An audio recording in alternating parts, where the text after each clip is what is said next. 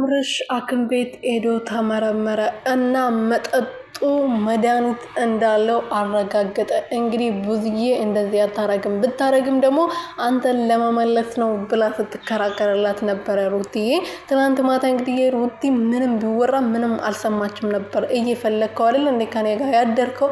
ተደስተ እንደዛ በዛ ሰዓት እንደዛ እንዳልነበር አሁን ምን ትፎክራለህ እያለችው ነበረ። እና ራሱ መጥቶ ነው መጠጡን ጠጥቶ ከደከመው በኋላ ወደ መኝታ ቤቱ ያስገባውት። ከዛ በኋላ እኔ ወደ ልጄ ነው የሄድኩት ብላለች። እንግዲህ ተቃቅፈው እየተኙ ዛሬ ትላንት እንግዲህ አብርሽ ከሩቲ ጋር ድሮ እንደማያውቅ አስመስሎ በጣም ቀውጦት ነበር። ትላንትና ገና የወሰደችበት ነበር ያስመሰለው። ወይኔ ወንድ ልጅ ተበላ ዘንድሮ በሴቱ ብሰዋል፣ አስገድዳ ደፍራኛለች ብሎ አካኪ ዘራፍ ሲል ነበረ ማለት ነው። ሰላም ቤተሰቦቼ እንዴት ናችሁልኝ? እኔ ያለው ፈጣሪ የተመሰገነው። በያላችሁበት ሰላማችሁ ብዝት ትርፍርፍ ይበልልኝ። ለዚህ ቤት አዲስ ሆናችሁ ሰብስክራይብ፣ ሼር፣ ላይክ እያደረጋችሁ ቤተሰብ እንድትሆኑ በትህትና እየጠየኩኝ እኔ ወርቆች አብርሽ እንግዲህ ሐኪም ቤት መሄድ አለብኝ እንዴ ምን እንዳረገችኝ ምን አውቃለሁ፣ ልትገለኝ ሙከራ አድርጋ ይሆናል፣ ከዚህ በኋላ ፈዝዤ እሷ ጋር እንድቀርም አድርጋም ሊሆን ይችላል፣ የሚያፈዝ መድኃኒት ሰጣኝ ሊሆን ይችላል በማለት እንግዲህ ቀውጦት ነበረ። አሁን አሞኛል እኔ ብርጭቆ ራሱ ማንሳት እያቃተኝ ነው ስል ነበረ።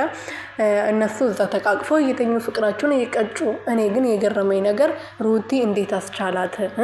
ያ እንደዛ ከሌላ ሴት ጋር ሸሸ ገዳሜ ሲል በየከተማው ሄዶ ሲዝናና አብሮ እየሄዱ ከሷ ጋር እያደረ ቃል ላይ ደግሞ ቪዲዮ ሲሰራ ከሷ ጋር እንደዛ እየተለጣጠፈ ሚዲያ ላይ እንደዛ ሲሳሳም ከሄርሜላ ጋር እንደዛ ሲሆን ስትስማው ስትለጥፈበት እንዴት አስቻላት እንዴ? ማታ አቅፋ የምተኛው ገላ ቀን ሌላ ሴት አቅፋው ስትውል እንዴት አስቻላት? እኔ እንጃ ግራ እየገባኝ ነው። ይሄና ብር እንደዚህ ጆሮአቸውን አይናቸውን ደፍኗቸዋል ማለት ነው።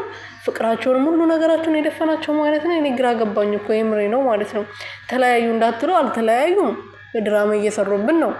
ግን እንደዚህ በአንድ ላይ እያሉ እንዴት ነው እንደዚህ ሊያረጉ የሚችሉት? እንዴት ለሩቲ ተቻላላት? እኔ እንኳን ባል ሌላ ሴት አቅፎ ከሌላ ሴት ጋር ልዝናና ከከተማ ወጥቶ ይቅርና እጁን ራሱ ሌላ ሴት እንድትይዘው አልፈልግም እኔ እንዴ። በዛውም የልጅ አባት ሆኖ ማለት ነው። ፍቅረኛ እንኳን እሺ ይሁን። ኧረ ከባድ ነው የምሬን ነው። በስመ አብ በሉ።